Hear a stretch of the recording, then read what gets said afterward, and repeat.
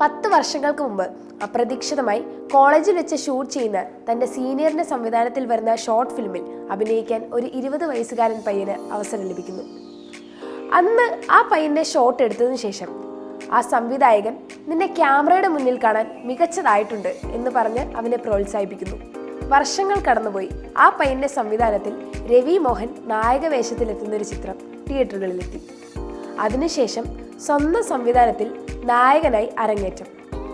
Love today ചിത്രം വൻ വിജയം നേടുകയും ആ പയ്യൻ പിന്നീട് തമിഴ് ഇൻഡസ്ട്രിയിൽ ഒരു ബ്രാൻഡ് വാല്യൂ നേടിയെടുക്കുകയും ചെയ്തു. അതെ, പറഞ്ഞു വരുന്നത് സംവിധായകൻ, എഴുത്തുകാരൻ, നടൻ, ലിറിസിസ്റ്റ് എന്നിങ്ങനെ വ്യത്യസ്ത മേഖലകളിൽ കഴിവ് തെളിയിച്ച പ്രദീപ് രംഗനാഥനെ കുറിച്ചാണ്.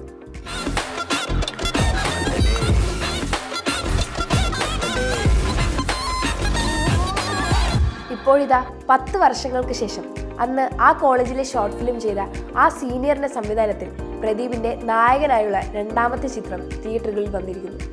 ഡ്രാഗൺ. സംവിധാനം അശ്വത് മാരിമുത്ത്. AGS എന്റർടൈൻമെന്റിന്റെ ബാനറിൽ വന്ന ചിത്രം കഴിഞ്ഞ മാസം 21-നാണ് തിയേറ്ററുകളിലെത്തിയത്.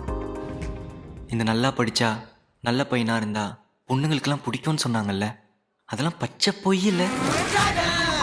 ഡ്രാഗൺ എന്ന് വിളിപ്പേരുള്ള രാഘവൻ തൻ്റെ 48 അരിയേഴ്സ് ക്ലിയർ ചെയ്യാതെ കോളേജ് ഡ്രോപ്പ് ചെയ്യുന്നതും തുടർന്ന് അയാൾക്കുണ്ടാവുന്ന പ്രശ്നങ്ങളും അയാൾക്കുണ്ടാവുന്ന തിരിച്ചറിവുകളും കാണിച്ചുകൊണ്ടാണ് ഈ ഫൺ എൻ്റർടൈനർ സംവിധായകൻ എടുത്തു വച്ചിരിക്കുന്നത്. പ്രദീപിൻ്റെ ഈ മുഴുനീള അഴിഞ്ഞാട്ട സിനിമയിൽ പ്രദീപിന് പുറമെ കൈഡു ലോഹാർ, ഗൗതം വാസുദേവ് മേനോൻ, അനുപമ പരമേശ്വരൻ, മിസ്കിൻ, ജോർജ് മരിയൻ എന്നിവരാണ് പ്രധാന കഥാപാത്രങ്ങളെ അവതരിപ്പിക്കുന്നത്. ലിയോൺ ജെയിംസിൻ്റെ മ്യൂസിക്കും വളരെ മികച്ചത് എന്ന് തന്നെ വേണം പറയാൻ. ഓവറോൾ അശ്വത്തിൻ്റെ തിരക്കഥയിൽ പ്രദീപ് തകർത്തഭിനയിച്ചപ്പോൾ ഒരു നല്ല ചിത്രം അവർക്ക് പ്രേക്ഷകരുടെ മുമ്പിൽ എത്തിക്കാൻ സാധിച്ചു.